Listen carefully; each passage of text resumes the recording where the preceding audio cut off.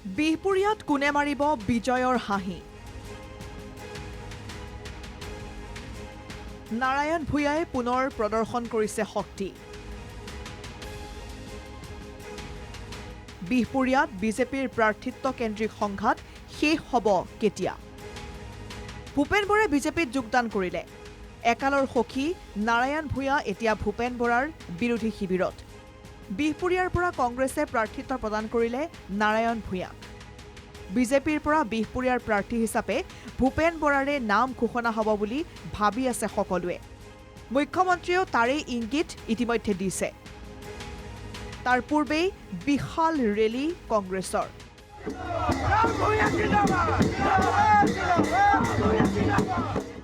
Ticket লৈ বিহপুৰীয়াত ভৰি দিয়াৰ পাছতেই গহপুৰ আৰু বিহপুৰীয়া সমষ্টিৰ সীমান্তৱৰ্তী অঞ্চল হাৱাজানত প্ৰতিজ্ঞা যাত্ৰাত অংশগ্ৰহণ কৰে নাৰায়ণ ভূঞাই।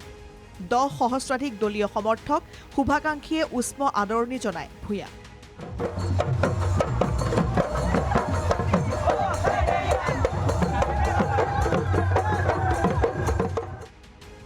ধলপুৰ, শিমলুগুৰি, ৰঙতি, নাৰায়ণপুৰ, বিহপুৰীয়া, মাধৱদেৱৰ জন্মস্থান লেটেকুপুখুৰী, ভোগপুৰ হৈ নিজ বাসগৃহ জোৰাবাৰীত উপস্থিত হয় ৰাম ভূঞাৰ ৰেলী।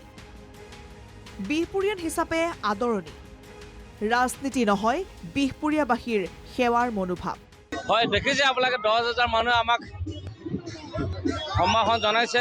আমি আপোনালোকৰ জৰিয়তে বিহপুৰীয়াবাসীক আমিও ধন্যবাদ জনাইছোঁ। সকলো জাতি জনগোষ্ঠীৰ মানুহ এক হৈছে, কোনো দল মত নিৰ্বিশেষে বিহপুৰীয়াৰ এজন বিহপুৰীয়ান হিচাপে আমি অহাৰ কাৰণে বিহপুৰীয়াৰ মানুহে স্বতঃস্ফূৰ্তভাৱে আমাক আদৰণি জনাইছে। আমি সকলোলৈ সেৱা জনাইছোঁ, সকলোলৈকে আমি ধন্যবাদ জনাইছোঁ।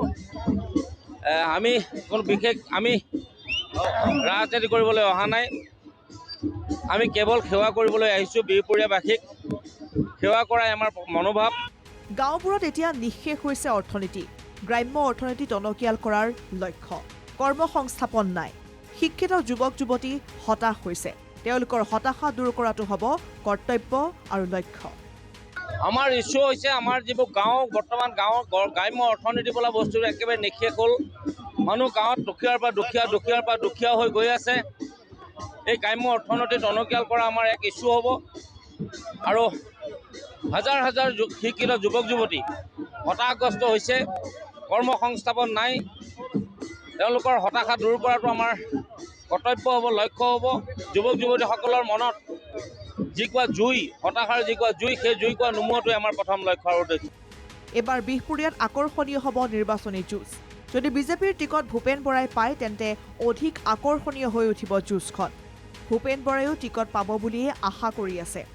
কিন্তু তাৰ পূৰ্বে বিহপুৰীয়াত ক্ষোভৰ উদগীৰণ ঘটিছে অগপ বিজেপি কৰ্মীৰ। ভূপেন বৰাৰ প্ৰাৰ্থিত্ব বিহপুৰীয়াৰ বিজেপি কৰ্মীয়ে কোনো কাৰণত মানি নলয় বুলি সকিয়নি দিছে। বিহপুৰীয়াত নিজা প্ৰাৰ্থী নাপালে অগপ কৰ্মীয়ে সমূহীয়া দল ত্যাগৰ হুংকাৰ দিছে। তদুপৰি অগপ কৰ্মীসকলে নিৰ্দলীয় ৰূপত প্ৰাৰ্থী প্ৰক্ষেপ কৰাৰো সিদ্ধান্ত গ্ৰহণ কৰিছে। টিকট কেন্দ্ৰিক টনা আজোৰা, অমিয় কুমাৰ ভূঞা আৰু ভূপেন বৰাৰ সংঘাতো স্পষ্ট। গতিকে এইবাৰ আকৰ্ষণীয় হ'ব বিহপুৰীয়াৰ যুঁজ।